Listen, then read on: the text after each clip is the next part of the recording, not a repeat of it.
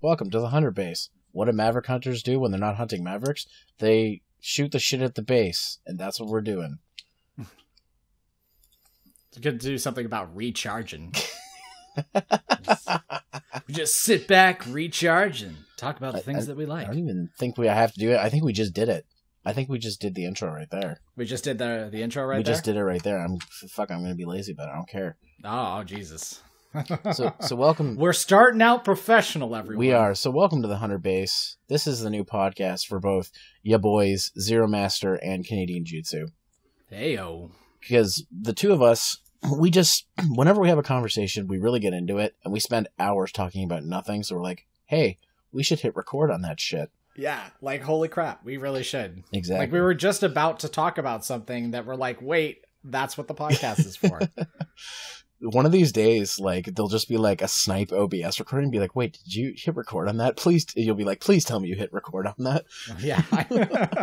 But yeah, so we're going to talk about, the first two seasons of My Hero Academia, because, CJ here just finished watching it.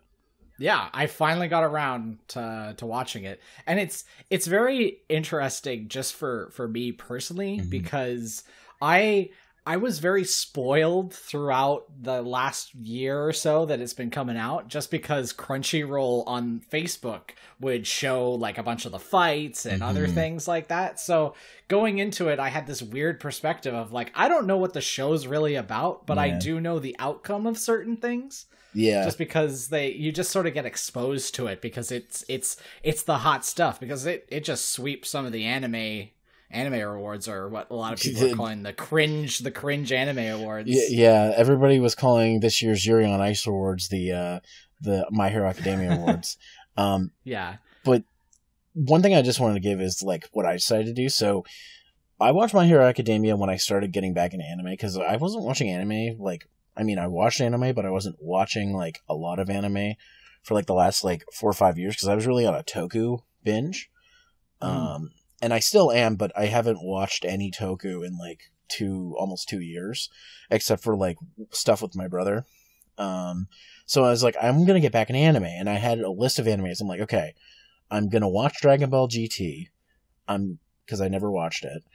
I'm going to watch Super when it finally is available, dubbed. I eventually caved and just watched it subbed, even though I hate the sub. And I was like, I got to watch JoJo's and I got to watch My Hero Academia. And Keijo, but Keijo was also just a filler between seasons. Because what I'm doing now is I don't like watching shows as they come out. I don't like waiting. So I'm just like, I'll wait for the whole thing to come out and then just binge what I want. So that's kind of what I did with season 1. And when the first arc of season 2 was done, I watched that, and then I waited for the other 2 arcs to finish.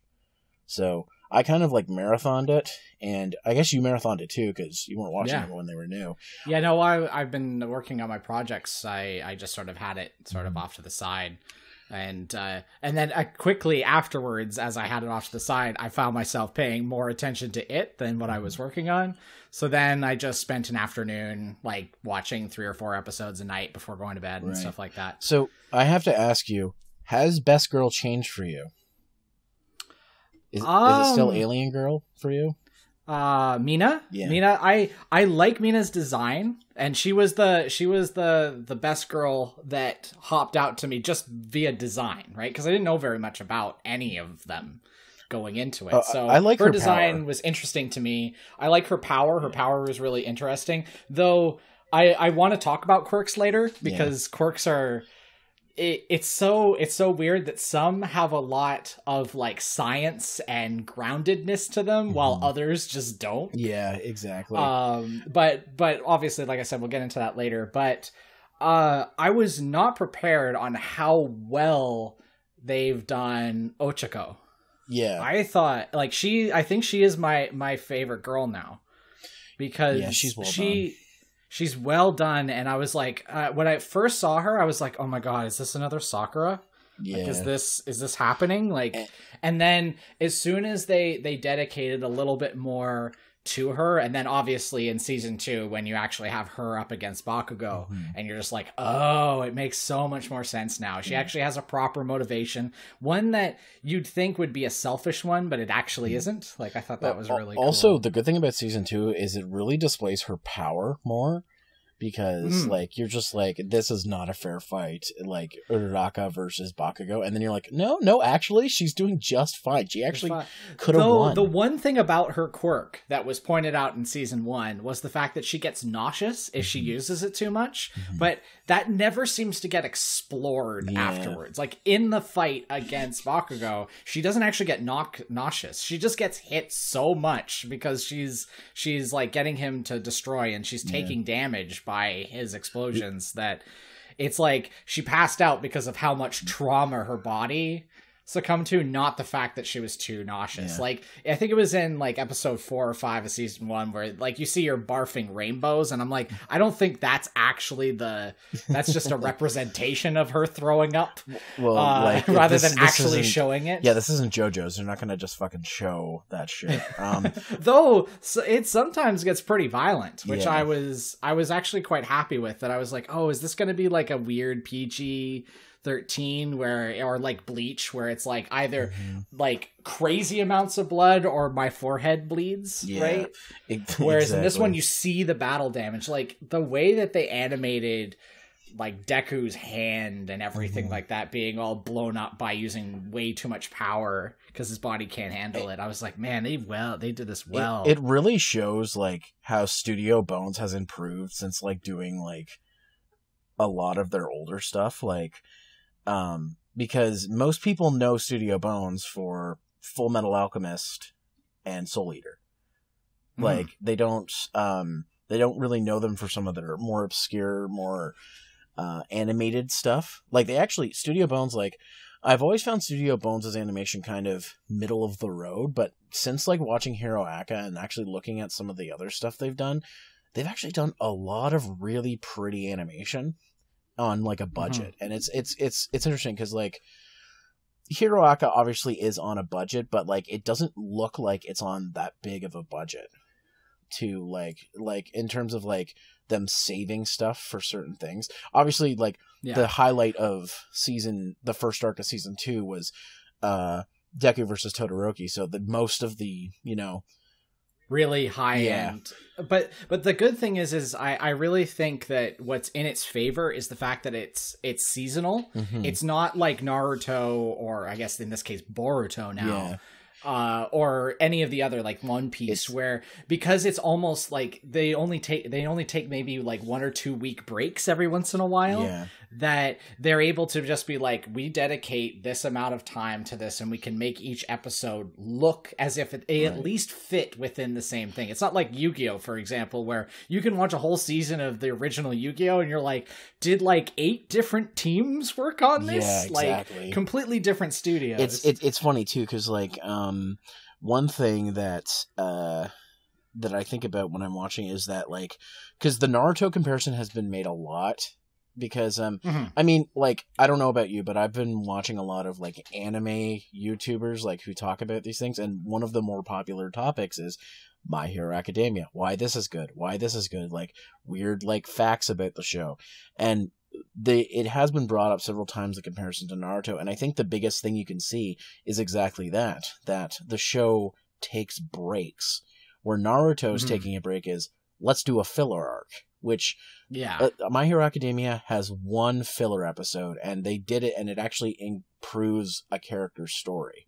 So and unlike Naruto, where some filler arcs will do that, but the rest of it's more like Masashi Kishimoto needed a break, so there's not going to be any more manga for a while. So it's just like, because like it's very comparable. Like if you compare like say the USJ to like the USJ from season 1 to like Zabuza. Okay, not a super good comparison, but it is the same kind of idea. Like you've got like these kids. Well, like you have to remember, the Zabuza arc is not a very long arc in Naruto, really. Well, neither is compared to like the Chunin exams and everything afterwards. Yeah, neither is the USJ, but I like comparisons. Just like you've got these guys who just became hero high schoolers, or like what in their first like Yeah, this is their first years. Like at the end of season 2 is when they're going on summer vacation. Yeah, like, they're graduating to second year. Exactly, and this is like first semester, and they got to fight these villains. It's just like in Naruto when the first real fight that they have is Team 7 versus Zabuza, because Zabuza is like a technically Jonin level, and they're like, you know, they're like, this is like their first like B mission. This is their first mission. Yeah, this is their first big mission that isn't like looking for cats and shit.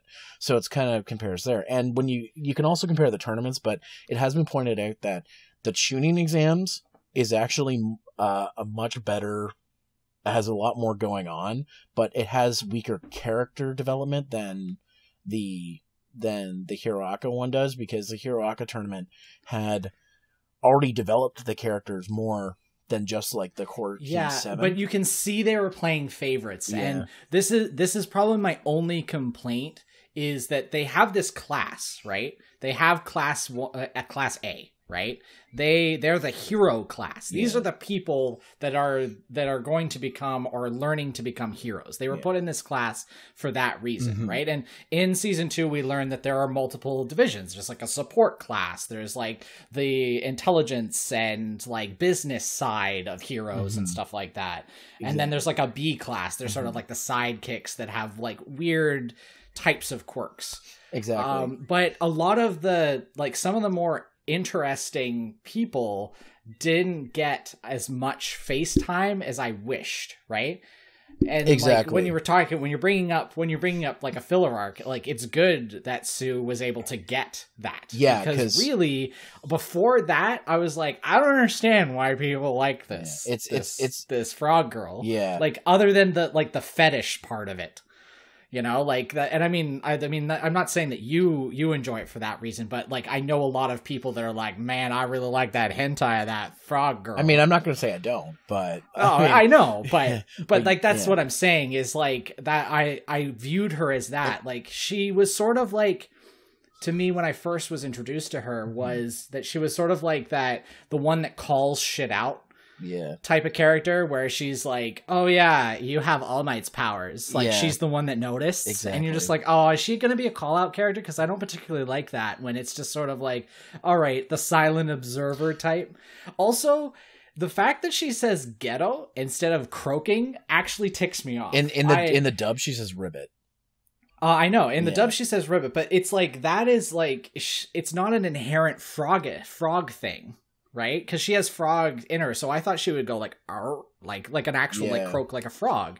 But to onomatopoeia it is sort of like, it's like, that's a weird verbal tick that who taught you that? You're just like, well, I'm a frog, so I'm just gonna say ribbit at the end of everything. And it's the same in Japanese, whereas they say ghetto, right? Yeah. Like, ghetto is their onomatopoeia of a frog croaking. And I was like, I think it would have been better if she just croaked like a frog at the end of her sentences. But it's sort of like Naruto, right? Like, his speech pattern with datebayo at the end of things, or tebayo or whatever, he sort of adds it at the end, is like a speech thing that he learned because his mother did it in a sort of weird sense. And well, the other thing too is, like, I think they're doing it obviously because it's anime, but like, because like a real frog person, like if they made like a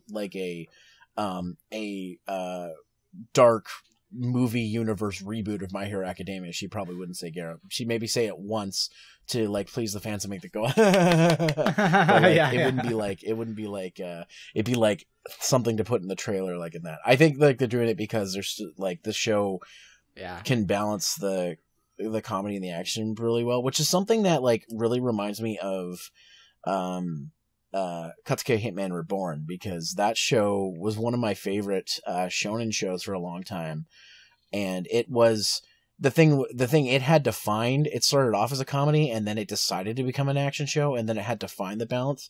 Hiraka's been pretty good about keeping it like it's mostly balanced. Focused it's on the mostly action, but I mean, like the comedy aspect of it is just sort of like secondary. Yeah, but I'd actually more compare it to myself personally to Shaman King. Yeah, where there was comedy in Shaman King, but it really was still affirmative action show.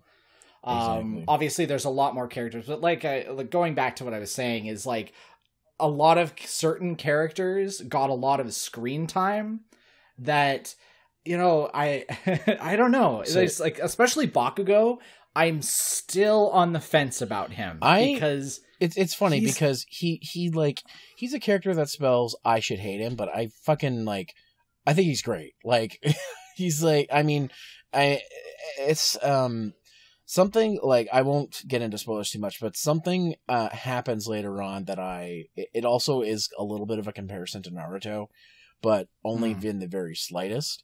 Something happens later on, and I won't spoil what it is, but it makes me kind of like appreciate his character more.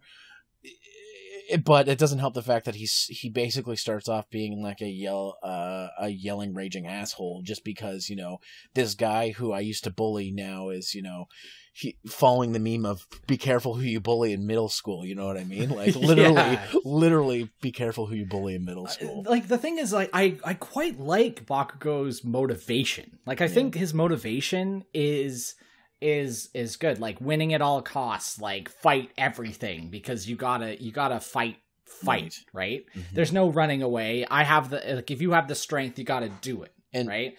And it parallels obviously with Deku, who is an overthinker. That is, he analyzes what needs to be done, and it's really cool when you see him actually like put it into motion really, really quickly. But also, he can get skewed by all the stuff that he knows rather than just going on baser instinct. So he's a good rival to Deku, but it's just the way that he is portrayed a lot.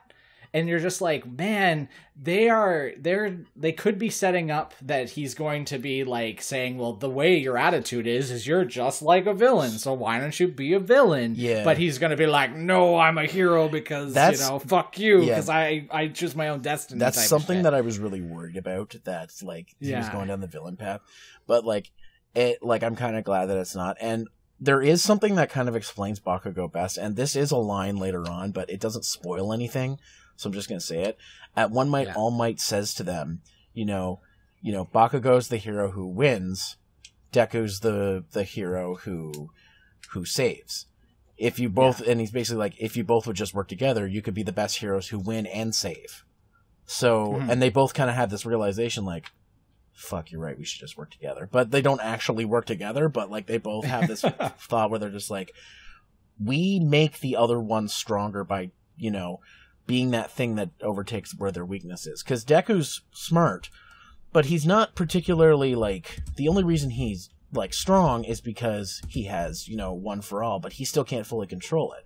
Bakugo's really strong, and he thinks fights out very well, but he doesn't strategize that well. Like, he doesn't, like, he tests the waters with the whole fight with All Might, him and All Might, but, like, he doesn't, like, know like a good strategy. Like it was Deku who had to come up with the actual strategy, even though he was very apprehensive of running away, that he realized that was the most logical thing to do in this. So they kind of work off each other. And I feel like, again, I haven't read that far ahead in the manga, only like certain bits and pieces, like not full chapters, but I have seen that like later on, these two characters, if they learn to work together, could be like a really good combo. Like, kind of like how Naruto and Sasuke, before Sasuke turned to the dark side, became a really good combo. Like, the two of them, you could see the two of them getting better at teamwork together. Like, okay, it was rocky in the start when they had to fight Zabuza, but they both worked hard to get up that tree. They both worked together. Even their plan to get Kakashi out of that water situation with Zabuza was clever, and that was them hardly even knowing one another. Exactly. Right? So I mean at that point, because it's been flashbacked like 40 times about them being kids, but either way, that could just be our animation doing something that I'm surprised this series has not done too much. Not too many flashbacks. Not too many flashbacks, other than when it's like important to maybe something that a character was doing before that isn't really something that we've seen before, right? And I think that's something that's also good, that I'm like, I'm not watching the same animation because they only have a certain amount of budget. The only time they really did a flashback that I can recall is opening 3. because they use a lot of old animation clips, probably to save money on it. Though I will state that watching it in succession rather than it being week by week, which I'm going to be obviously watching season 3 in. Yes. Is the fact that, man, do the beginning of the episodes recap what the fuck happened last time. To a point where I got to a point where I was skipping ahead. I was skipping over them because it wasn't like, oh, here's just a little beginning of the last part of the last episode. No, it's like, let's show you all the key points of last episode and then go forward after the opening. So I found myself skipping and I was like, it's one of those things where I don't want to complain about it too much because this is an episodic type of anime. Exactly. You are supposed to be watching it week by week. So you don't get that same feeling that I'm just watching something over again, like when I binge watched it. I mean, they definitely need to cut it down a bit. Like, I get it. Like, but I think the reason they do that is one thing that I want to mention is every time I watch this show, I feel like they put so much in one episode. And I feel like, and usually by the time when I think the episode's over, we're only halfway through. And that sometimes is a good thing, and it's sometimes a bad thing. It's great because if the pacing is good, then you can get a lot accomplished in one episode. But it's bad because they might start stuffing like tons and tons of stuff in one episode, and it might be hard to follow, which is my one worry. They haven't gotten that bad yet. But I have to say it's season 2 that's really sort of cemented this idea that when they make a story, right? They make the story like we'll do, for example, like Ochako versus Bakugo. Yeah. They have at the tail end of the episode leading up to the fight. The tail end of that, they have the whole build up towards it where, Ochako is like, I don't want your, like, Deku, I'm so glad that you're trying to help me and give me a strategy, but I have to do this on my own because you're just as much of a rival to me as, like, Ida is and stuff like that. And it gets you hyped and it gets you ready for the next bit. And then that whole fight takes only half of the next episode.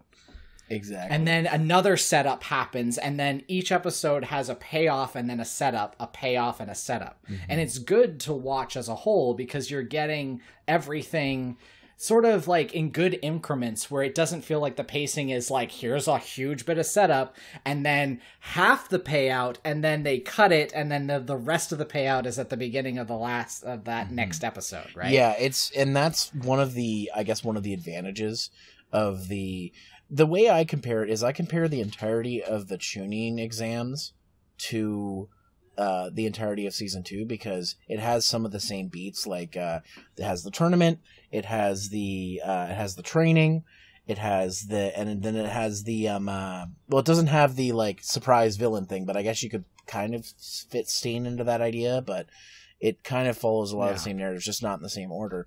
And the difference with Naruto is that some fights were several episodes in the Chunin exams. Like, I'm trying to remember, was Naruto and Neji's one episode, or was that multiple episodes? I can't remember. I have a feeling that it actually followed this, is they had a setup episode where they, like, were showing how fucking powerful Neji is against Naruto. Like, he's getting his ass kicked.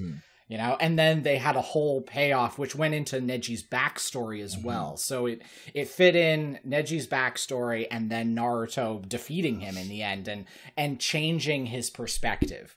And I think, which unfortunately this is a comparison and hopping into Todoroki. Yeah. Right? The Deku versus Todoroki. Yeah, Deku versus like I got so much Neji vibe from that, it like hurt. But like the difference between that is then the Neji fight, it was destiny this, destiny that. And in Todoroki's whole thing through this whole tournament was basically, I'm not going to use my left side because that represents my dad. Yeah, because he wants me to do that and he doesn't deserve that respect. So like, because his whole plan the entire time, and then the payoff of that when like Endeavor's just like, I'm so glad you used your left side. He's like, oh yeah, I used it.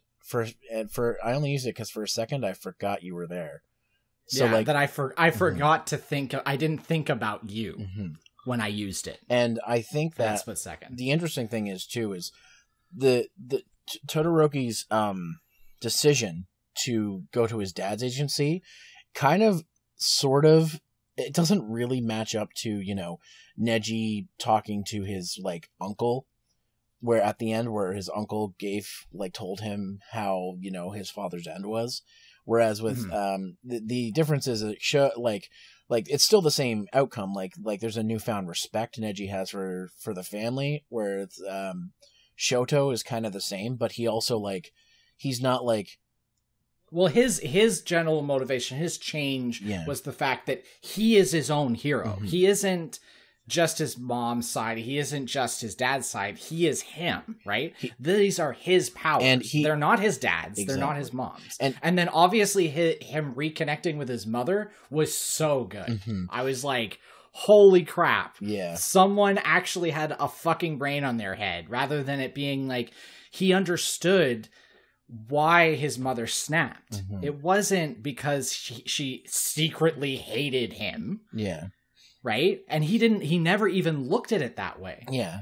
And it was because she was so afraid that he was going to turn into this man that only wed her because he wanted to pass on his genes to beat All Might. I also gotta say, like, I think like his main motivation, like Shoto's main motivation for joining his dad is not just like to like give him a chance, but also to say he hasn't been training his left side.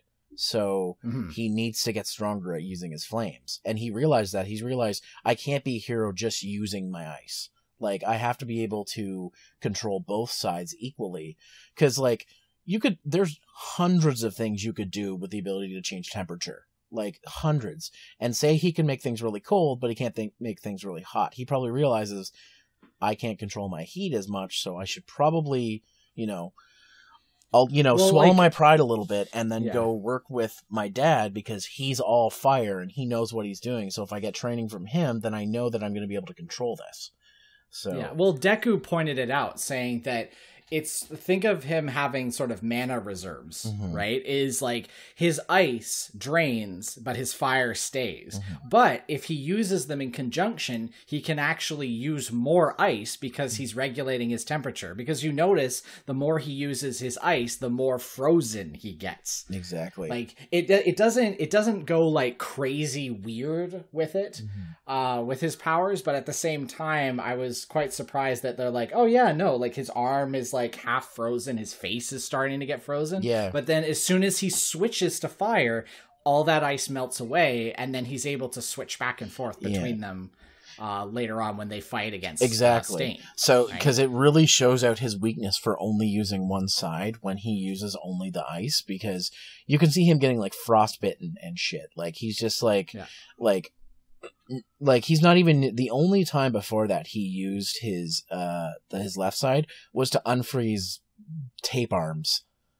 Yeah, because he was frozen. Like, he had done it. He did it a little bit in like the training in season 1 too, where he melts people out of the ice using that heat. But like that's just par for the course. It's the only way he can actually get people out of it, because they do state that when he freezes people, if you struggle too much, it'll rip your skin off. Yeah. Like, this is not like, oh, it's just this nice little ice barrier. No, it's actual ice. You are stuck to the pole with your tongue, in that sort of analogy, right? Exactly. But yeah, Shoto's, I mean, the tournament arc was basically, you know, Shoto's story. And so, and I think that like saving him, because I remember in watching the first season, I'm like, this character looks like he has a really interesting quirk. I wonder why we're not seeing more of it like we are the others. And then I'm like, okay, this is why we're not seeing it, because he's putting it on display now. Because that's where it's important. And with a couple of the other characters that haven't been quite developed yet, I know, again, this isn't really a massive spoiler, but there's going to be a mini arc with, I forget his name, the guy who is Red Riot. Ichiro. Yeah, he's gonna get a mini arc, I think, and I don't know if it's gonna be in season 3, because he has a brother in Class B. Oh, does he? Yeah, that guy that he faces off is his brother. Yeah, is it actually his brother? I thought it was. No, the dude's last name is different. Oh, it is. Yeah, they're not actually brothers. They have the same power. They just have the same. I thought they were brothers. Tetsu. Yeah, Tetsu. Yeah. I thought they were brothers. Like, just the way that they were designed and the way that they always, like, it always comes down to us. You know, it's like two brothers being put together all the time. They're just right? two bros who happen to have similar powers. Like, that's really what it is. But like, Ichiro wins, and he's like, good still match, you know, like, great match. And he just, like, shakes hands. Like, it's not like they have a rivalry. It's like, no, we just end up being fucked up. I like him because he's, like, the bro of Class A. And I want to see his, like, him go full tilt. Because he hasn't really... I mean, yeah, the exam... His powers his powers are not that interesting, especially now that we know, because he was one of the ones that lost the preliminary exams. Yeah. Well, I mean, I've been interested ever since, like, when he said he wanted to make his name Red Riot, because his hero was Crimson Riot, who had a similar quirk to him. So I'm like, what kind of special abilities does he have that he's not showing us yet? Like, I haven't read... Or that he doesn't know about. I haven't read the chapters about his, like, little mini arc, but I've seen, like, one or two, like, screen caps colored. I was like, holy shit, what is that? And I just haven't looked into it more. I'm just like, no, I'll wait for the anime for this one. But I want to see. Out of all the people, like, I brought up a list here just so I could visualize the people that kind of have disappointed me in the sense that they seem... Like, some seem really cool. There's the categories that just disappoint me, right? That are just like, why are they even here? I gotta say, like, I wish my boy Kaminari had more to do. Like, it's his power, like, it's just... His problem is he uses all his fucking power at once, and then he becomes an idiot for a little bit. And see, that's the thing. Like, I'm like, okay, it's a way of making his quirk a little bit more unique, right? That it sort of...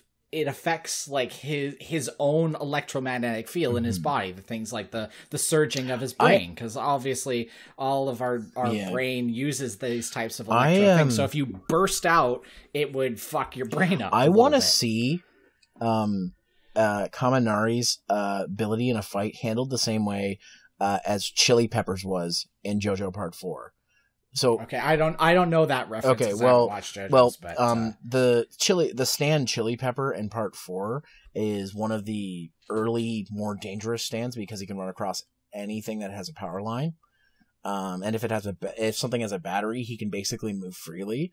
So I don't want to spoil too much, but early on, like, he cuts the phones off on people, so the characters can't, because Part 4 takes place in 1999. There's no cell phones. At least not in, like, regular use. So it's like cutting the phone lines is kind of like clipping communication for kind of. So I kind of like, I don't think he's going to clip. I don't want Kaminari to clip phone lines, but there is a fight in Diamond is Unbreakable where Chili Pepper fights Crazy Diamond, which is Josuke's stand.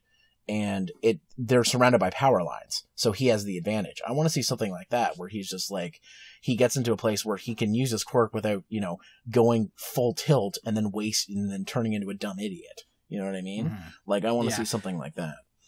And I know, just as a side note, I want to give My Hero Academia bonus points for having Deku not by the window, as every main character is, but he's still in the back of the class. So it's only half a point. He doesn't get the window seat, but he still gets the back of the class seat. But he's still in the back of the class. So, and you know what? Bakugo isn't a window seat either. So, that's a... Speaking of Bakugo... I noticed that, and I was like, you get half a point, anime, because that's the main character, and he's in the center of the class, but he's in the back. So you only get half a point. One thing I noticed about Bakugo is that they give him the medal, and, like, he just wears it on his nose. And by his mouth, he holds it in his mouth. And then the next, like, a couple days go by, he still has it in his mouth when he's at class. It's just like, bro, did you just eat that? Like, did you eat, sleep, and like poop with that thing in your mouth? Like, my favorite was like, it was after it, and it's like him during like the little vacation after the thing, and he's brushing his teeth, and he's like, "I died, germs." his mom yelling at himself, and his mom yells, just like, "Stop yelling at yourself in the bathroom." I was just like, that humanizes him quite a lot. Oh man, I think one of the things that drew me to Bakugo though was because his suit, his hero costume makes him look like a fucking Mega Man boss. There is that. He is pretty much Grenade Man. Pretty much, but without grenades. But not saying like flash bombs every 5 seconds. But well, no, he has flash grenade. He does have a flash grenade. Oh my god, he is Grenade Man. But not like a 40-year-old general. And I also want to point out that his suit is the only suit that seems to give him an advantage. It's designed for him, his powers specifically. Everybody else, I'm trying to think if their suits come into play. Like, Sue's does, sort of, because at first I was like, does she actually have frog feet? No, only her hero costume has frog feet. Yeah. That probably helps her jump around. Mm-hmm. She actually has just regular feet. Yeah. In any art that I've seen her in the episodes. Yeah, just bumping back to Bakugo just for a second. The thing is about him is that what it really comes out him not having those little grenade arms, how much of a disadvantage that puts him at, because he, it carries the sweat, which is his sweat has nitroglycerin in it, and then he just uses the thing to fire the, taking up sweat. Well, we first get to see what happens when he does a big charge without that. When he fights Ochaku, the only reason he wins is because he fires off a charge beyond his limit, and there's a moment where you can see him holding his arm, damn. Because he has to brace himself for the recoil. Exactly, and those things don't only save up the nitroglycerin to do a great blast, but they also take part of the shock recoil. Absorbers. And Deku pointed out, he's like, damn, how does he handle this? Because his shoulder started nudging a bit, and he's like, oh Jesus, that feels like my shoulder's gonna get dislocated. And then when he has to when All Might smashes both of them, and he has to do full charges against him, without them, not only the recoil, but I think his veins do this weird thing, kind of it really hurts for him to go. Well, yeah, because his arms are taking the full front of the explosion, because it doesn't just explode forward. Yeah. There's a pushback from it. Exactly. Because he's releasing the nitroglycerin out of his hands. So if he does a big one, it pushes back, and you actually see, and this is why I love their animation, is you actually see the muscle seize and crumple. My favorite shot of that is when he fires a big one off with both hands, and you can just see him falling sideways. And the only reason he has a little bit more momentum is because he yells at Deku. He's like, "Hurry up and run, nerd!" And he's because it's that's really cool. I really like that. But so that's one thing about the quirks. I guess we should talk about the quirks since we're already talking about them. A lot of them have decent weaknesses, and some of them are just fucking dumb. How they work or how they have weaknesses. Todoroki's make sense. Kaminaris is stupid, but I get it. Some of them, I'm trying to think of what is the fucking one. I'll say so. There's Koji, right? He's the silent one. The one that his face is kind of he could talk to animals, and that means any type of animal, including because bugs. He has a very soft voice, and he's able to persuade them to do things. Mm-hmm. His power is could be really, really interesting, but it's so situational. I don't understand why he's in the hero class. Yeah. It's there's quite a few. It's sort of as cute and as Toru is. She's the invisible girl. Yeah. I guess because she's invisible, it's a really unique quirk that she can do a lot of sneaking things, so that's why she can be a hero. Yeah, but it's the thing. I started wondering when I started seeing these heroes. I'm like, how did they pass the exam to get into to class A?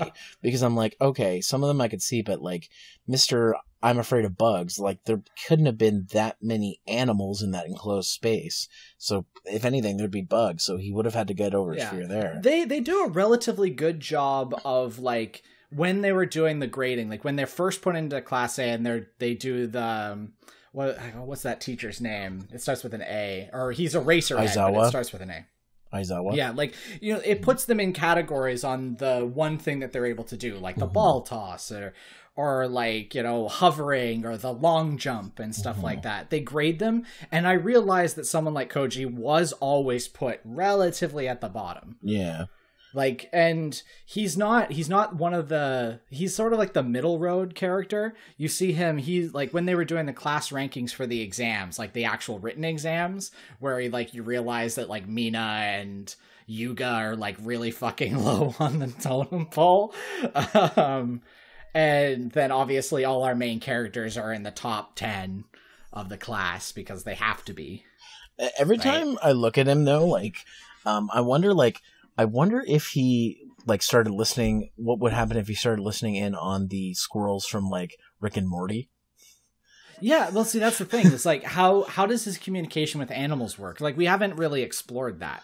Is he able to speak to them? Because, man, he'd be great at reconnaissance, right? Oh, yeah.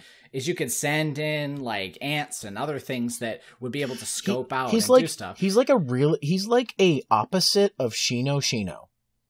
Like, Shino's calm and knows how to control his bugs and stuff, but fucking this guy hates bugs. But he can control it. But it's not just bugs. He can talk to any type of animal. They make that apparent. But it's not just bugs. It's just in that situation, she's like, we need to use bugs because they're the only thing that can crawl underground. Yeah. So they're not affected by whatever his name was.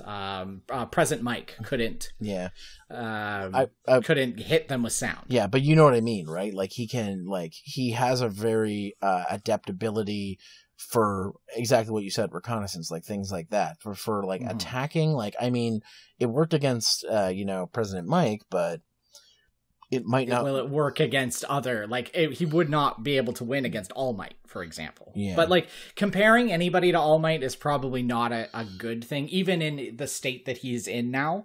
You know, like it's very unfair to put any of the Class A people against All Might. Can we just say for a moment about All Might? One of my like. When I watched season 2, like, because I watched everything in Japanese first, and then I went back and watched it dubbed, I was thinking, I'm like, season 2 is really Trump season 1, but then I went back and watched season 1 dubbed, and I'm like, no, there's still really, really good moments in season 1, and one of the key ones is All Might against Nomu. That fight is friggin' fantastic, especially the end. Oh yeah, where he has to push himself to the limit, to the point where now he can't even stay in his form for 3 hours. Exactly. It's like cut in half. Oh man, I can't. Okay, I'm not gonna spoil it, but his ultimate attack is like might be in the next season. I hope we get to see All Might's ultimate attack like animated because that attack is fucking awesome. But yeah, like another person that makes me question. I'm like, what makes you get put into this class is as actual like nice. I think the character is Ojiro. He's the guy with the tail. Yeah. He like, I like the idea that he has a prehensile tail. He's able to move around, but that seems like they say that that's his quirk, that he has a tail. And I'm like, but how does this push him forward into A-level material? I mean, his tail must be like pretty ripped. Like he must do like 700 tail crunches. Like, have you seen that tail? Holy shit, it's scary looking. Like maybe it's a raw strength thing. Like maybe he's got like, he's sort of like Sue, where he's got some sort of monkey sort of Sun Wukong type of feel, and he's really nimble with the tail too. Like you see him like whipping around on like lampposts and shit. So yeah, but yeah, it's like Hanta, or I think his name is Sero. He's the guy with the tape elbows. Arms, yeah, like that's a really neat power. I never would have thought. Tape that shoots at your... I mean, it's weird when you first see it, and you're like, actually, that'd be really useful. Yeah. It's sort of like Ida's jet feet. You're just like, that's so weird. Yeah. But I like the fact that he is taller and bigger than everybody else, because scientifically, if he had to run at those speeds, he'd have to be a monster of a person. He has to have the strength and the look to him, right? Obviously, he idolizes heroes. He obviously idolizes his brother, right? So he wants to be just like him, so he's big. But it really fits into the fact that, yeah, he's still like 15 years old like everybody else, but his body has had to grow significantly to match his powers. The dude's jacked too. Yeah. Like, because moving at that speed and having to take those G's all the time, no, your legs should be like fucking rocks. Yeah. Let's see, who's another person Momo. We haven't even talked about Momo. She's the girl that is able to she's able to create things out of inanimate objects out of her body. She was one of the few people like Shoto who were recommended to be in the class. She didn't have to take the test. So, yes. And her quirk is amazing, and I love the fact that the only stipulation isn't like, I want a vacuum cleaner, and she can just pull a vacuum cleaner out of her naked skin. No, she actually has to think about the things that make a vacuum cleaner. Yeah. And that's how she's able to make one. It's not like, that's why she's able to make simple iron shields, because she's like, it's made of iron. I create an iron shield. That's why she's like number one in the class, because she has to know like how things work. Like in order to make that like catapult, she had to know exactly how you make a catapult. Like, can't just like do that shit. Or doesn't she make a cannon at one point? Like, yeah, she made a cannon. She has to know how to fucking make weaponry and shit. Like that's kind of that's really intelligent stuff. Because like, I don't know about you, but like, I've never tried putting a gun together, but it looks like it's impossible. And it's not just that, right? It's not just that. She has to think of the makeup of it and materialize it, and she needs to think about it within a short period of time. And I think that's probably the best way of doing a creation power that I've ever heard of. It's like, not only she doesn't need to know the chemical compound of every object. It's more along the line, she needs to know what it needs to be made out of, but she has to think of it all before it's created. Exactly. Right, so it's not just like, oh, in this situation, I need a blanket. No, I need to think of what type of blanket, and then she makes it to the size and specs that she needs. Exactly, and that's why she's like I don't know what the ranking is for her, but I'm pretty sure her teamwork is city block level, because she can like think of something that can really help. Like when like Kaminari was worried about using his full power, she's like, oh, I just made a resistant blanket to cover us. Now you can use your full power. And he's like, oh, yeah, boy. But she was given time to think that. And that's her biggest weakness, is if someone doesn't give her time to think, which is what happens to her against Tokuyami, is he doesn't give her a chance to think, and then she just loses. Exactly. Right? And it becomes sort of a crutch to her, and it's cool that Todoroki was able to sort of push her out of that. She's like, no, you're just as valuable. Your thoughts, your plans are probably better than mine. And what I also liked about that is that, like, she thought of everything. Like, she's like, okay, this is what Todoroki can do. So what I'm going to do is I'm going to choose a material that I know will harden when he uses his flames, like to catch the sensei. Like, it's like it's almost like she thinks ahead, but like a few steps ahead, kind of like Deku. But Deku like kind of looks at the situation and kind of devises a plan based on what information is in front of him, where she's, I think, more so thinking, okay, I have this stuff to work with, how do I use that? Like Deku's more concerned with like, okay, these are the limits. So what can I do with that information? Also, Deku overthinks, like we both said. Like he really thinks about it. Like the whole joke about him like talking really fast to himself as he writes things down. His muttering, exactly. And that's the difference between the two of him. She doesn't overthink it. He does. So, but can we just talk about Deku's quirk for a little bit? I know that he's the main character. Okay, so like I was actually gonna save just all for one. Like as like the our one for all, like to the ending part, because there's a lot to decompress. Yeah. You know what? Power. Let's do that. So let's see who we got left. Head Jack girl, Jiro. Earphone Jack. Kyoka. I think she's really, really cool. I really like that power. She's a cute punk chick too. I'm okay with that. And I think she's really, really cool. She's really cute. I think her power is really interesting. And she's the only other character that has her costume be effective. That it helps. So she's got her like shin speakers that she's able to plug in and amplify sound. And like I know obviously Present Mike was only at a certain amount of strength, but she was able to cancel out his sound with hers. That says something about it. Like even if he was only using like a third of his strength, that's still like a third of Present Mike's audio strength. Like that's pretty impressive. That's pretty impressive. And she's not dumb. She's like she's just above average in the class. I think she comes in like 6th in the written exam or something like that.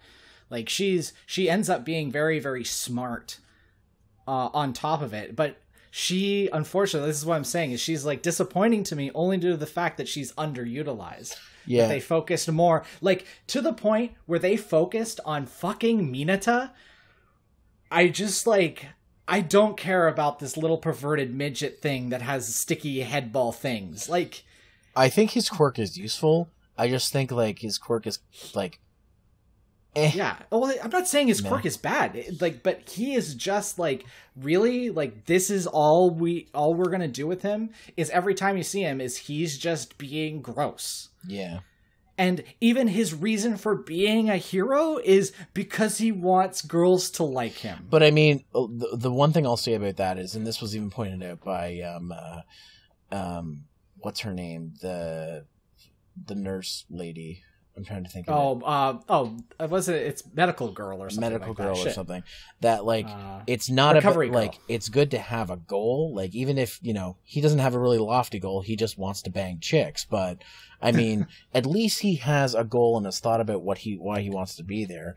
And I guess him being in Class 1A is a little odd, but his quirk actually, if you think about it, is pretty malleable. I mean, it's good, but when it's paired with other things, mm-hmm, like when it was Sue, Deku, and him, it was great, right? Mm-hmm. Is she was able to be the escape because of her agility. Mm-hmm. His balls mixed in with obviously All for One, All for One making a whirlpool that sticks all the water villains together. Very, very smart. He is practical. In his, I mean, what else do you call them? His balls. Like, what else do you call them? Right? His head balls? He's got a lot of balls on his head? The only weakness he has is he'll start bleeding if he uses too many, apparently. But they never show that. Yeah. He says it, but he goes, like, fucking ham with them, and I never saw an ounce of blood come out of him, other than when he gets, like, stabbed in the eyeball by, like, Jiro's ears. I do like his fight against Midnight because it was pretty much just him because cellophane tape dude got taken out basically right away. And I mean, it's... And the only reason why he knew is because he understood her power because he was a pervert. Yeah, but I mean, it's like, I still think it was like, because my thought going into that one, and I think the writer, I can't think of the mangaka's name right now, but probably knew this going in. Most people are going to think that this one's going to be a fail. Uh-huh. And it was kind of clever writing. It was almost like, I would say, JoJo-esque writing for trying to figure it out, because one of the things I like about JoJo is that you think they put this villain in front of you, and you're like, how the hell is this character going to get out of this situation? And that's what's really interesting about it, because one of the characters in part 4 of JoJo,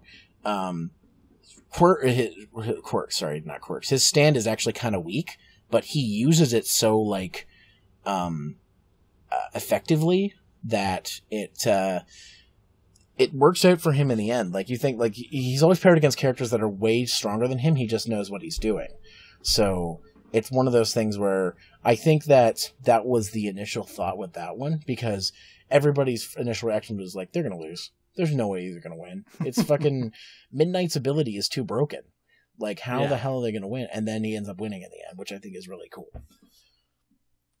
I don't even like fucking ball head. Like, I just think it that fight Minoru was really cool. Or whatever his name is, like Minata. Yeah. I can't remember. It's somewhere in there. And the only people that we really haven't talked about now, looking at the roster here, is we haven't talked about Shoji. He's the guy that has multiple arms that can make more limbs. So it's like, here's an eyeball, here's a mouth. I don't understand. Does he not actually have a mouth? He has to use his arms to talk? Because they always show him making a mouth and then talking. I wonder what's under that mask. I bet you that's where his dick is. Yeah, maybe. That just so happens that his penis is there. But, like, and there's not really much to talk about him because he's pretty jacked. He's the second biggest person in that class, like, apart from Ida. Right? And you can see that he's got raw strength, and just the idea that he's able to create body parts could be very, very useful. It reminds me a lot of... He can be reconnaissance, he can be strong, he can be, like, witty in some sense. You know what it kind of reminds me of? It kind of reminds me of Nico Robin's ability to create, like, hands. Yeah. Like, it's more I look at him and I just see Parasite. Yeah. Like that's the thing that I see. I see like a lot of the people from Parasite, and he's like the Parasite hero. Yeah, I see. I see that too. And then the only other guy that we haven't talked about is Sato. He's the guy that does the sugar rush thing, but then he gets he has high, but he crashes depending upon how much sugar he ingests. Yeah, his special ability is hypoglycemia or whatever the fuck it's called. yeah. It's just like, okay, this, like, that to me is like, this is a bad superpower. Yeah, I mean, he needs to, like, his limit needs to go up a little more for it to be effective, because currently it's only 5 minutes. So if he could increase that, be like, take the same amount of sugar but last 30 minutes, okay, that might be a little more effective. But the way he is right now is, I mean, he's already super jacked already, but like he gets super jacked when man, all I see is what was that, like something like Power Muscle or whatever, Ultimate that Muscle. Ultimate Muscle. All I see is Ultimate Muscle. What, man, you've got 4Kids TV, or not 4Kids, sorry, Foxbox on the brain today, or maybe I guess. As well. But it's just like every time I see him, like the lips and even his costume it's like totally Ultimate Muscle. Yeah, he's definitely like a Kaneko Man ripoff. And there's also another person in this class that we haven't talked about, but I don't want to talk about him because I think he's the worst person ever. Who? Fucking Yuga. I hate him, and I'm glad that they again? He's the guy that has the belly button laser. Why is he in Class A? Why is he in that? Because it's fucking lasers? Like, no, it's dumb. It's even to the point where if he goes over a second of laser, he gets a tummy ache. Yeah, that's true. Though, right? Again, that's another potential thing, like with Sugar Rush. But, I could see that. Yeah, I know, but at the same time, he is played off as a comedy bit, very similar to how Mineta is they're played off as comedy bits, and it's cool and it's kind of funny to have everybody ignore him and everything because he thinks he's so pretty and he's this and he's that, and then obviously when he's like, oh, Ochako, do you like Deku? I'm just like, who are you? Like, this should be Sue that does this. This motherfucker. This motherfucker, like, out of nowhere? Like, even to her, where she's like, I'm gonna lose the test because I'm with him. Like, that's... And he actually ranked last. He's actually the one that's the stupidest in the class, and that's probably, like, that's because of his character type. I know, but like, I always ask the question, why are they in this class? I have a feeling that there's going to be a fight coming up where he's stuck with Deku, and Deku's like, wait a minute, there's a lot of reflective materials around here. His laser is reflective. And then he's going to come up with this like way of like making his laser stronger, and it's going to be like really awesome. And they'll just be like, yeah, but he's still a fucking idiot.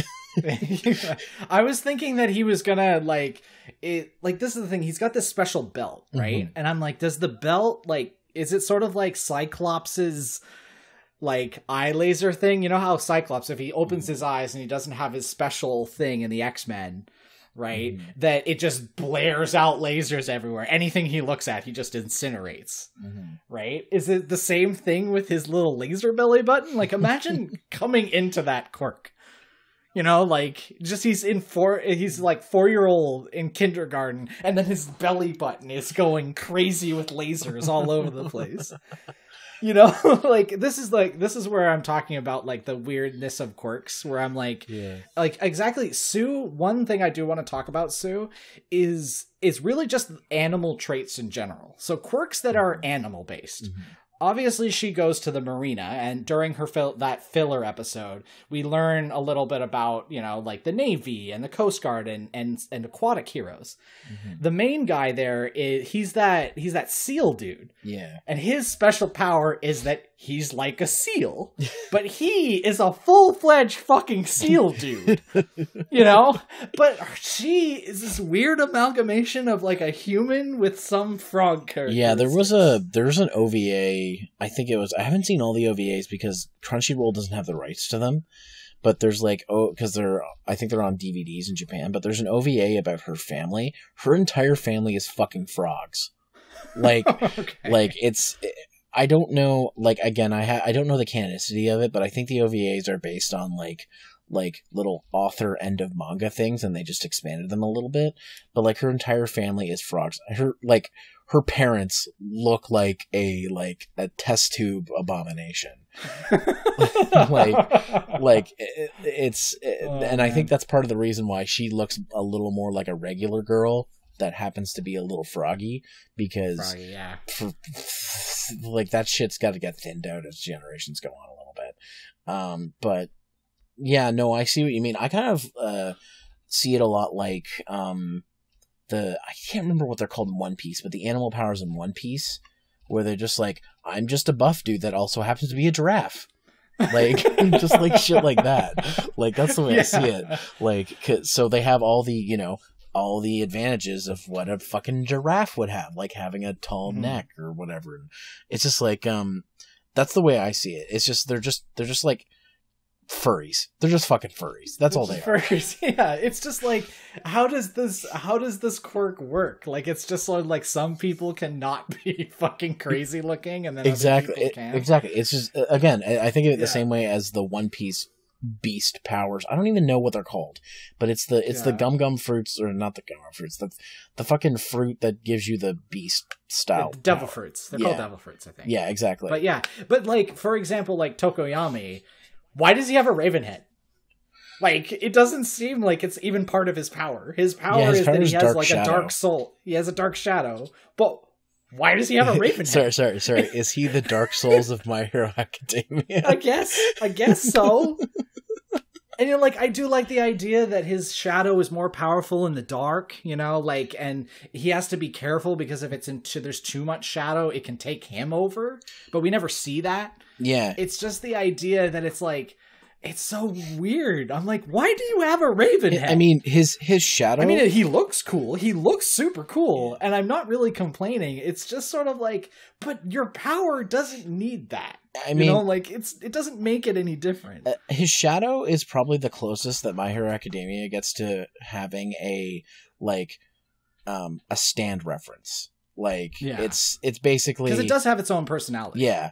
I mean, stands technically don't have their own personality. They're just like a reflection of the user's personality, but like it's like the closest thing, because like one thing he says is when he's in the dark, sometimes it gets too strong and he's not able to control it. So it's like, I want to see a fight with him. He must have to sleep with nightlights and other things. I want to see a battle of him like at night with one streetlight available, and he's stuck to that one streetlight because if he knows if he goes too far out that he's not going to be able to control his quirk.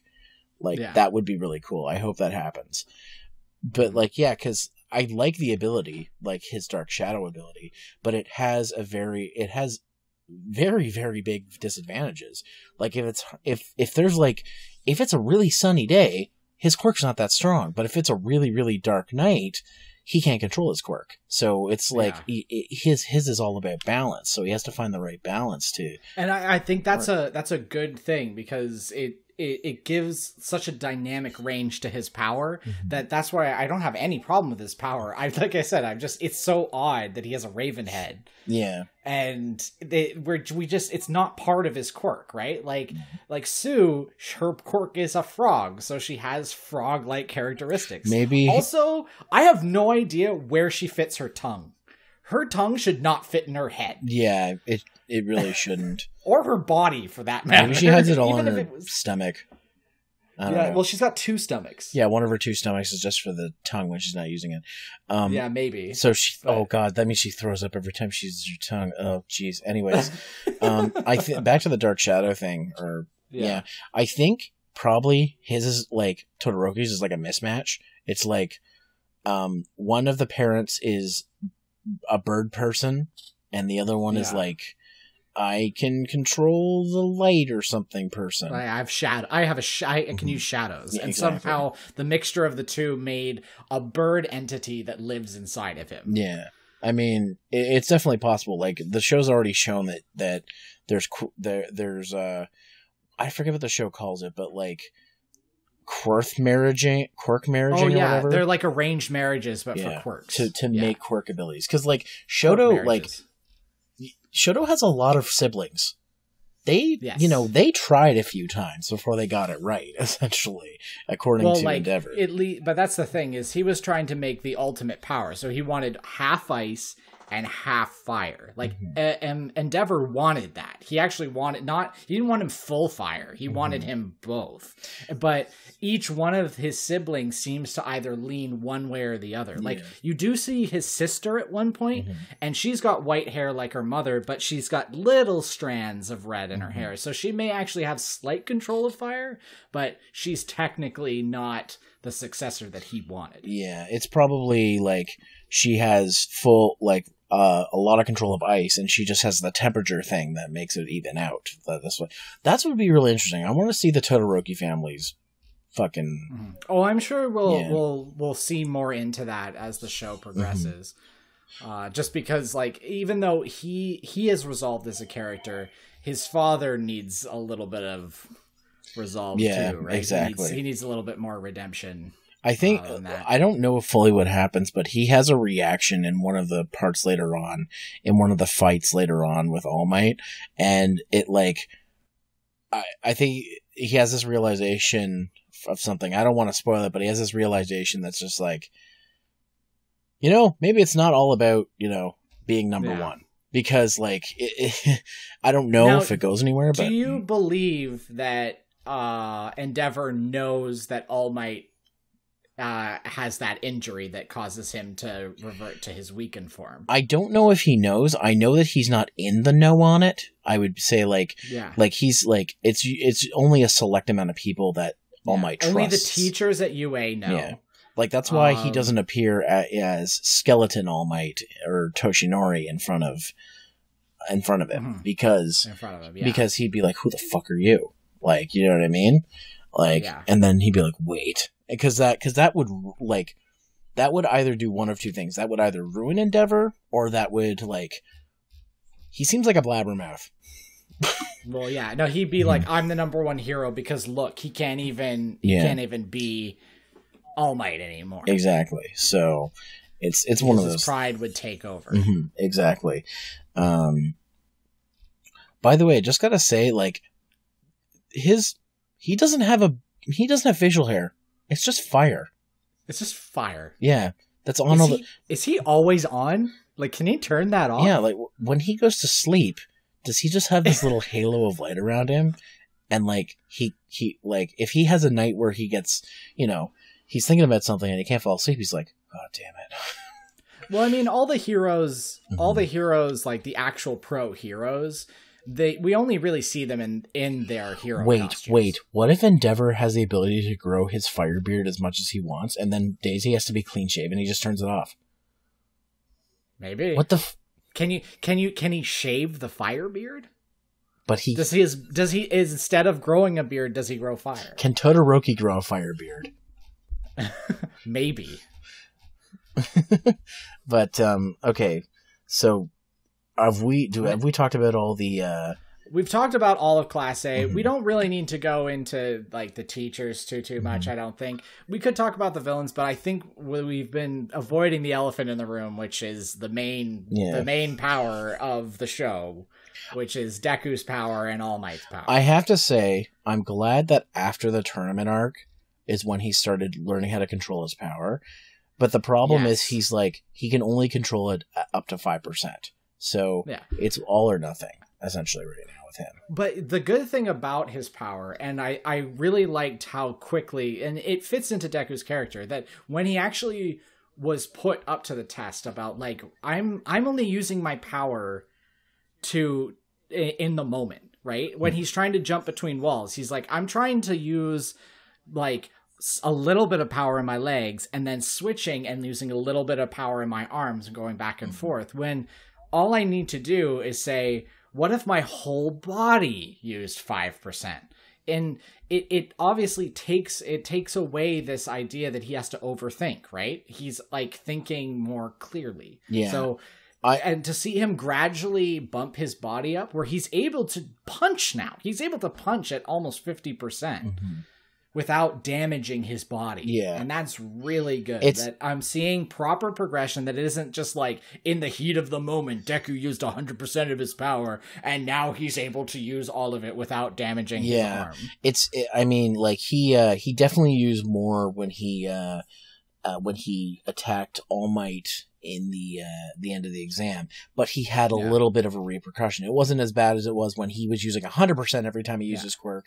Which, he dislocated his elbow. Yeah, like but it didn't break the bone. Which you have to remember, he has his left, or it was his left or his right? I think it's his right. His right arm is fucked up. Yeah, like Recovery Girl couldn't fix a lot of it. Yeah, so if he punches with it and he uses it too much, it actually is a detriment to him because his body can't recover the damage that he caused to his hand. Like, that's why he has the scars across his hand. It's because you ruined your fucking hand so much. Yeah, and that's the thing to think about it. Like, Deku is a smart guy. Like, he's a smart kid. He thinks about stuff, but like the problem is he wrecked himself to prove a point. Like, and I mean, it wasn't to save. You could say it was to save Todoroki, and it was. I mean, and part of the problem I would say is All Might, because he's the one who keeps telling him, the art of self-sacrifice is good for being a hero, but it's not until Recovery Girl's like, he really hurt himself.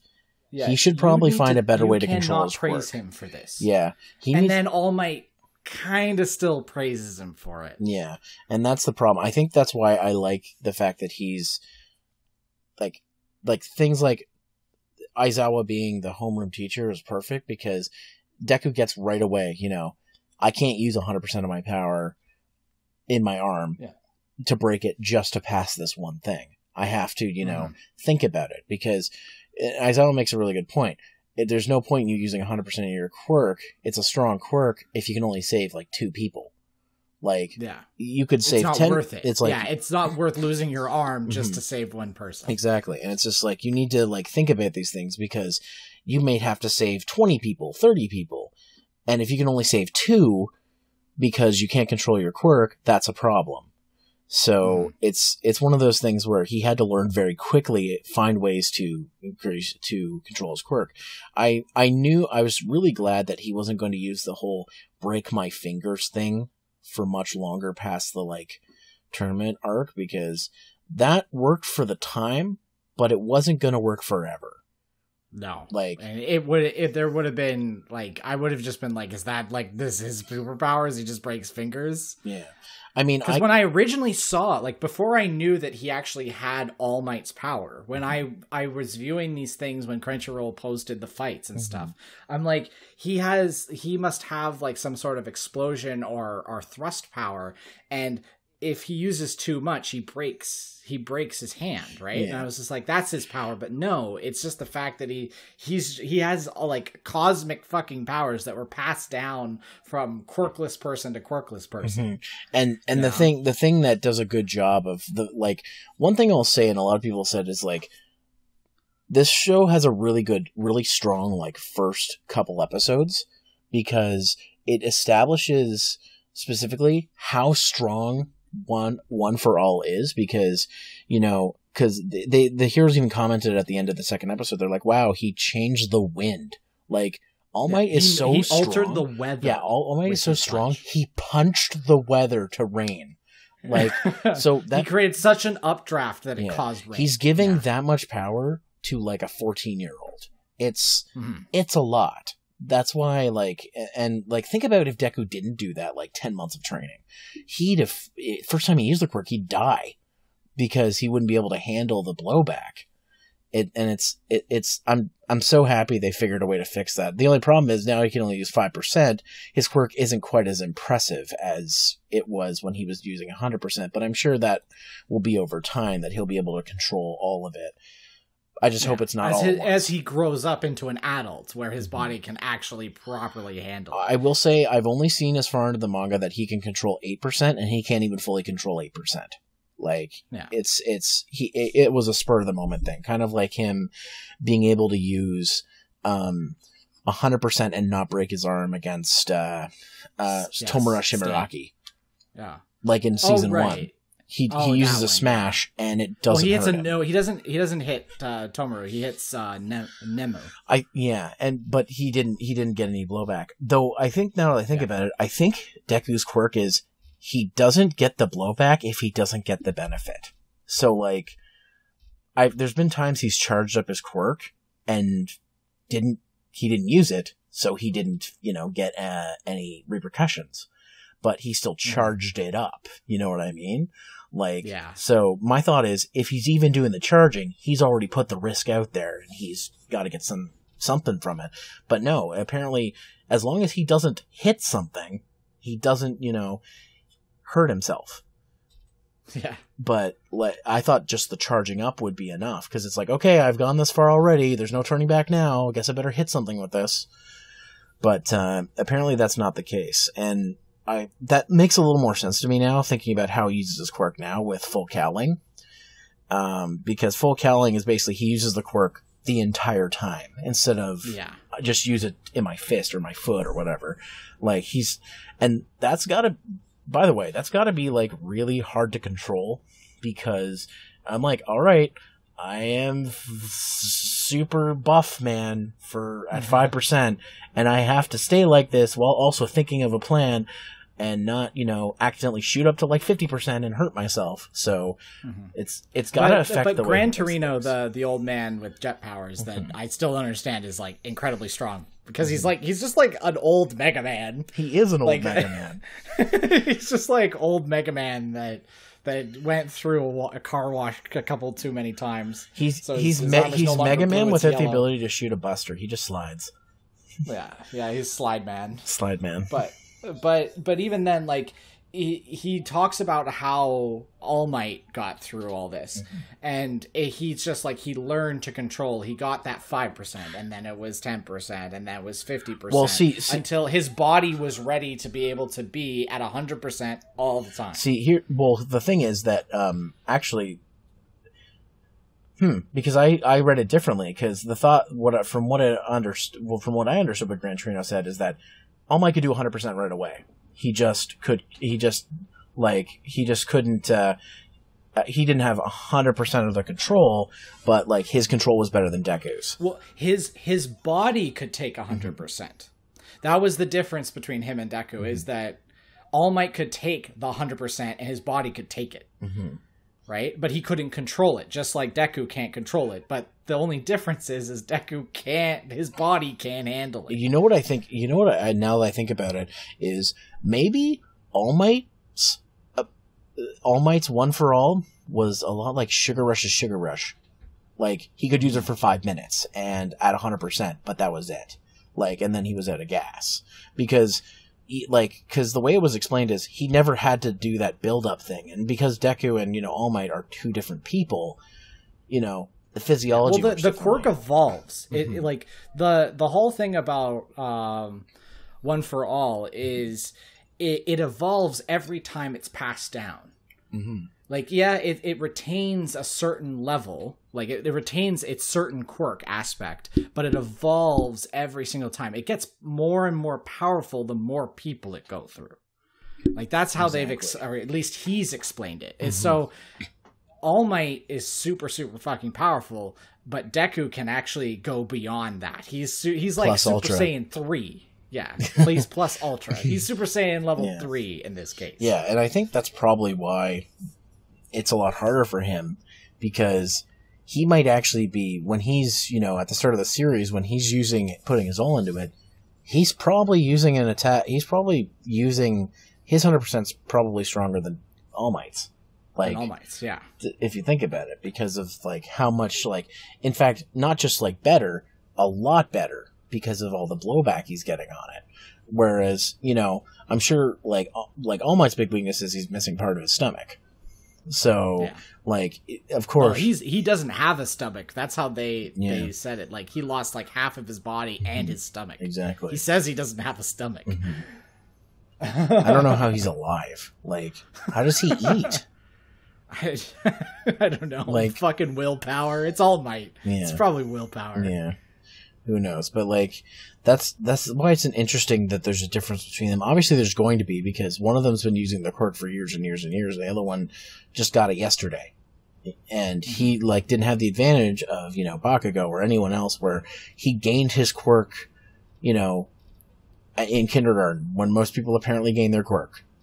So he had to, basically grow.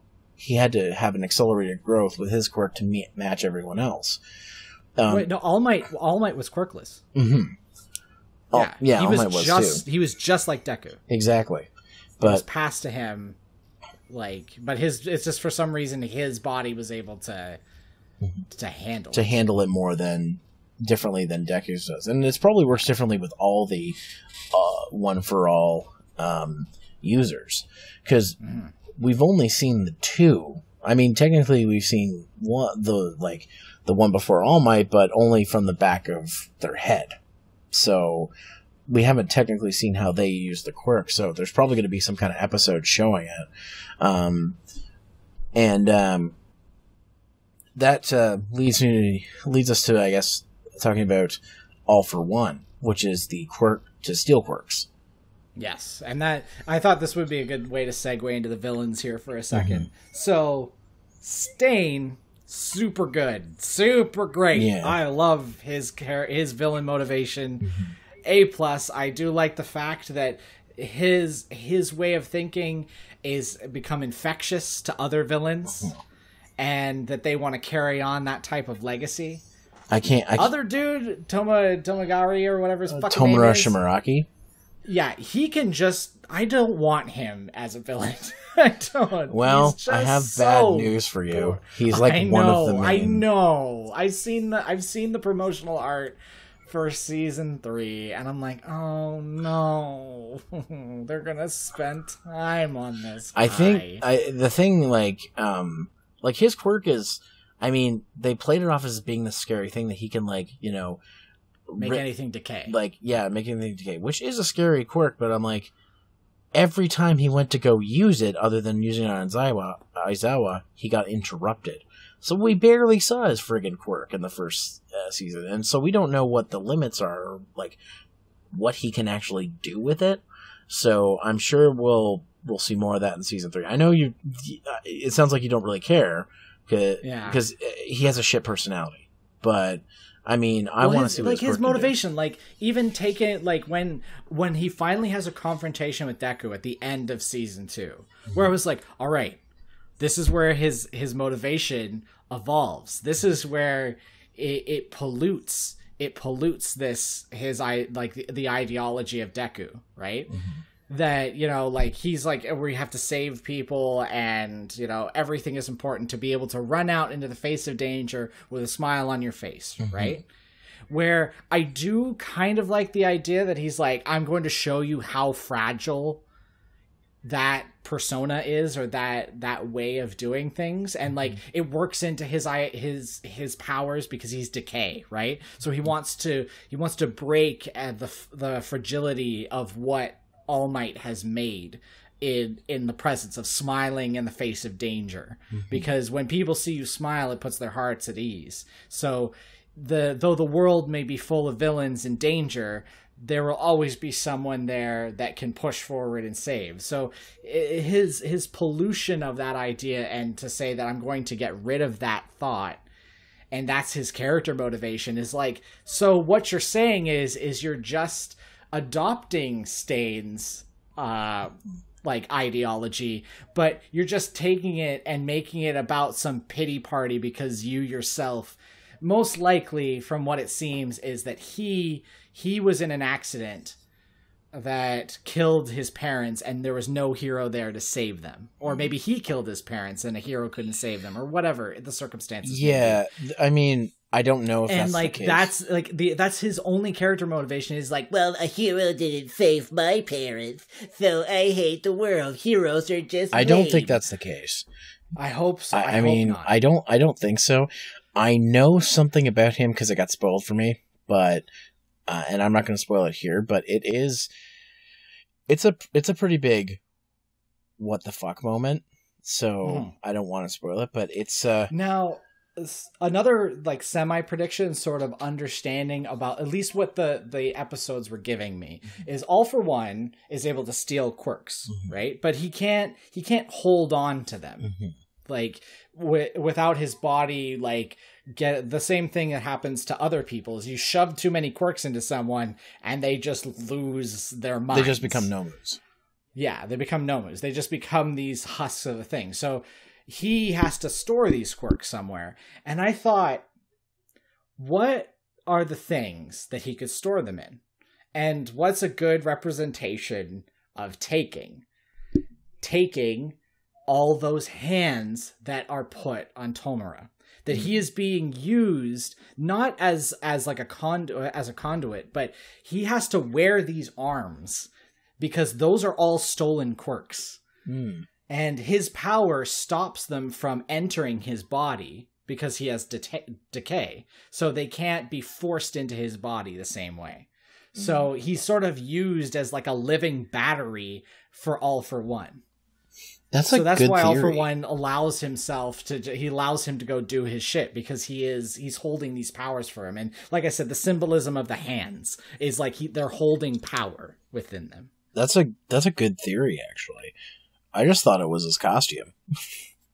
No, but because he goes back and forth with having multiple hands and no hands, and like at first I thought like he needed the hands to like keep his fucking insanity in check, because All Might knocks the one off of his face, right, in season 1, and he like loses his shit for a second, and then he puts the hand back on his face, and he's sort of back to his crazy normal self. Yeah.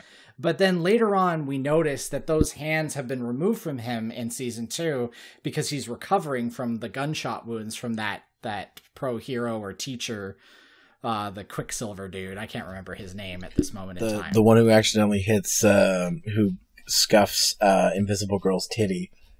Yeah, that guy. But like, and that's why they were taken from him, because he doesn't want, if he does get injured, then he shouldn't have. And obviously he had the last one on his face, but that was just because it's just sort of part of like his creepy factor. Yeah. Right? That power needs to be separated from All For One for whatever reason. And this, like I said, this is just a theory. I don't know if that's true or not, but it's just a way of thinking of it that I'm just like, this is like, why is he covered in hands? Like, it doesn't really mix with the decay. It doesn't mix with his persona. It doesn't mix with his character. But if he is used as sort of like a storage device because of his quirk, it would make sense. Okay. And this goes without saying, but anybody who is up to date with the manga, please don't leave any spoilers in the comments. I'd like to experience this. I'm more on the bandwagon of that. I actually just want to watch the anime because it seems like it's like you can see at the end of season 1 they're like continued in season 2. At the end of season 2 they're like continued in season 3. It looks like they're going to be continuing. And that's why I've only dabbled in little bits of the manga. Like I haven't read full chapters or read what leads up to it because I want to see the anime do it. Yeah, I've looked at a few things and I'd be like, that's going to be really cool when it gets animated, but I'm like, I'm not actively seeking out these things. I'm just like, I looked up a few things and I learned a little bit because I got to the point where I was just like, I don't care if I get spoiled. Like, I just want to know what I can expect. And, it just, if anything, it's made me more hyped for season 3 because I want to see, I'm hoping what I saw actually does make it can get animated. And I think what I've seen so far would be a great like climactic end to season 3. So that's kind of why I'm excited, because I feel like some of that stuff that I've talked about is going to get animated. Like for like without telling you what it is, All Might's ultimate attack. Like I like it takes up 2 full pages in the manga. So I can't wait to see that animated. Like, well, that's the thing is like, I know that All Might at some point, there's 2 options here. He loses all of his powers and he's still alive, or he's dead. There's only 2 options for All Might, right? Exactly. The one for all power is gone for him. And I'm not going to tell you which one. Yeah, and then there's obviously the former where he dies. It's one of those things where it's the ultimate question. It's like, I want to know. I think Chris Sabat said this too. He's like, see, I love the character so much that I want to know what happens to him, but I also don't want to be spoiled. But I kind of want to know if he dies, but I don't want to know if he dies because then I'll be sad. It's actually a really funny exchange between him and I think it was someone that was interviewing him about playing All Might. I was just like, yeah, no, I get it. Like, if I played a character like that, like, I wouldn't want to know the ultimate outcome, but I really would like to know the ultimate outcome. Yeah, exactly. Right? Because it would help, in some instances, it would help your acting, too. Because you'd think, well, now that I know his ultimate fate, and he knows what his ultimate fate is, to at least a certain degree, right? All Might knows that he's going to eventually lose his powers. Yeah. So the way that he interacts with Deku it could be altered and changed in his vocal performance because there's got to be a little bit of urgency to some of the stuff that he's talking about, like when he explains how the powers work and the fact that there is somebody that is able to take powers. And that sort of works into the idea that there were two brothers, one that didn't have any powers at all but was given a power that allowed him to move powers in succession downwards. So they could create someone powerful enough to kill All for One. And the thing too is that one thing about season 2 is All Might still isn't telling Deku everything, even though he's been asked by several people to just tell him the truth. So he's still keeping something from Deku, and I think he's keeping it because he can't bring himself to tell him what actually is there. I actually don't know what it is. The biggest thing is when Deku's like, as long as I have you by my side, that we're doing this side by side, everything will be okay. And him going like, by that point, and then I him won't just be by your saying side. like, I should tell him, you know. And then he just says, "Good job," and he lets him go, and he's just like, I will not be there beside you when the time comes. Yeah, not just because he thinks he may die, but just the fact that his powers will be gone. Yeah, because, I mean, at the end of Season 2, his time limit for his powers is dangerously low. I think he can, like, a half an hour is his max. He says an hour and a half. An hour and a half. An hour and a half is his max. When the series started, 3 hours was his max. 3 hours. And that's still dangerously short. Yeah. So, I mean, All Might is not made for long battles. But, I mean, so, like, from what I understand, he doesn't really need to be in any long battles because he's fairly strong enough that he can end battles quickly. But I think that as time goes on, and we'll probably see in Season 3, you know, eventually, like, that time limit gets smaller and smaller and smaller, and then he's not going to have much of a time limit left at all. So who knows what's going to happen? Because, like, we don't even know if, you know, him losing his quirk means he's dead. Like, maybe it's like a stand. Like, you lose your stand, you're dead in JoJo's. So, well, I mean, there are quirkless people in society, right? No, but we don't know how All for One works because it also one thing I guess it is a little bit different. One for All. One thing I thought about it too is that because it's transferred to Deku, it's slowly going over to him. So that's All Might also be training All Might's power. You know? No, I don't think that's how that is. He is giving him the power because his power is waning. It was already waning before Deku got it. Like, he makes that apparent to him when he obviously he can't hold his form anymore and he transforms back into Slender Might. Slender Might. Slender Might. I don't know what to call that form of him. Toshinori, I guess his name. I don't know. Yeah, Toshinori. Like, that's his actual name. Not All Might is his hero name, not his actual name. But it's just sort of like, I don't think that he's siphoning power over to Deku. That's not how the power was explained. It's just the fact that his power is waning because of the injuries that he sustained, so he needs to pass the power on. Whereas in a lot of the other powers that have been passed on beforehand, seems to have been like, it wasn't gradual. It was just sort of like, you need to have these powers or I'm going to die. It sounds like All Might's predecessor died tragically very early on because he was friends with Gran Torino. And it sounds like he died tragically doing something, maybe trying to fight All for One and then getting his ass kicked. right? Whereas he trained the power next and it got stronger, and then All Might was able to wound All for One, but not kill him. Mm-hmm. Right? So this is Deku's time. This is probably the last person that will be able to use this power to defeat the final boss, in a sense. But I don't think it's a power transfer. It was not explained that way. Yeah, the more I think about it, yeah, you're right on that one. It's like just I'm able to give my quirk to someone. Mm-hmm. And it evolves every time it's given to somebody else. But it needs time. It needs time to evolve. That's why it's not like, I can just make you this or you that. Like, he can't just make like 8 people with all one for all, mm-hmm. right? So it seems as if he has to pick the predecessor. It has to be a certain amount of time before that predecessor can adopt the ability, because of just how the quirk needs to grow, in a sense.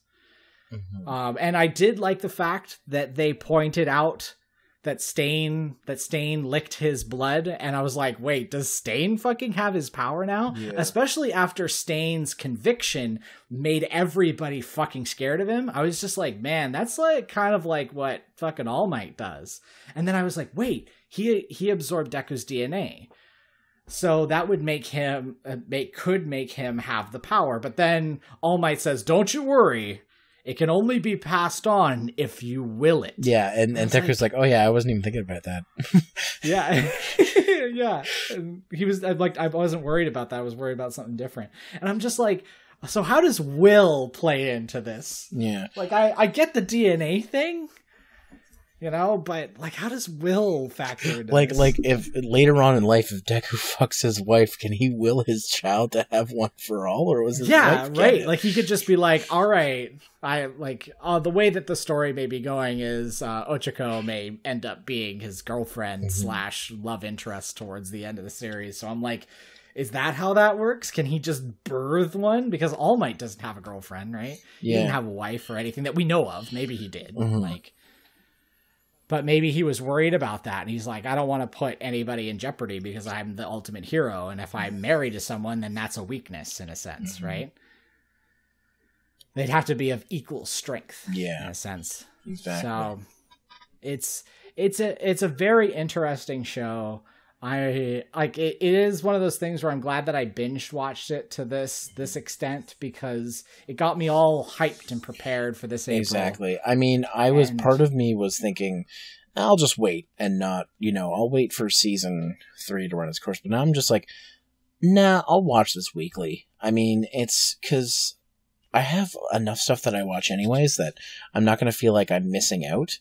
It's not like the days where, when I wasn't working, and, I could watch whatever I want. I could binge watch as much as I want. No, I have to be productive with my time to work on videos and, be able to play Monster Hunter and be able to do other things and go to work. So I can maybe only watch a couple episodes of anime a day.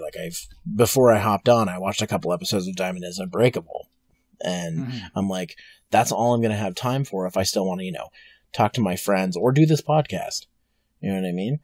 So, it's one of those things where I'm not so worried anymore about it being weekly. Yes, the wait's going to kill me because I'm going to be what the fuck's going to happen? But in the long and short of it is, I'm not too worried about it anymore, about wanting to catch this on the weekly. I have plenty of shows that I need to marathon.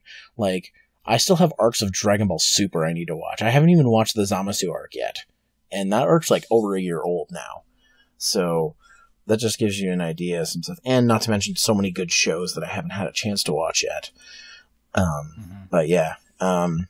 So I guess that's it for our discussion. Unless there's anything else we want to discuss about. No, there's nothing I can really think of that really. Anyway, so yeah, that's our first episode. If you guys want to give us questions, we'll probably be taking them on Twitter, Facebook, something. I'll figure out what I'm going to do with this, and I'll put them on the screen or whatnot. Yeah, and also if you want to talk about some of the stuff that we were referring to in this episode, try obviously to keep it as spoiler free as possible.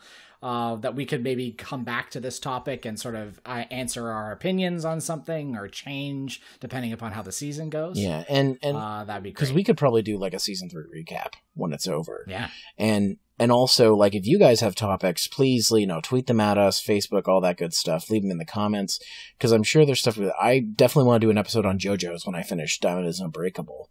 And unfortunately, that would require me to watch JoJo. And yeah. I've tried to watch that show about 4 or 5 times, and I just can't get into it. Yeah, that might be one I might have somebody else on to do with. Like, maybe, that'll be, a week where you can't do it, and I'll just be like, hey, exactly. I'll talk to somebody else. That could be your topic. But, you and I have so many things to talk about that we could go on forever. But anyways, thanks for watching our first episode here. If you like our stuff, you know where to find us. Our links will be in the description. Especially CJ. He needs some more subscribers. No, it's fine. But hey, thanks for watching, guys, and we'll see you when the time comes. Yeah. Wait, I think I hear Alia calling us for a mission. Oh no. Here, let's go. Oh shit, let's get out of here. All right. Take care, guys. Stay frosty.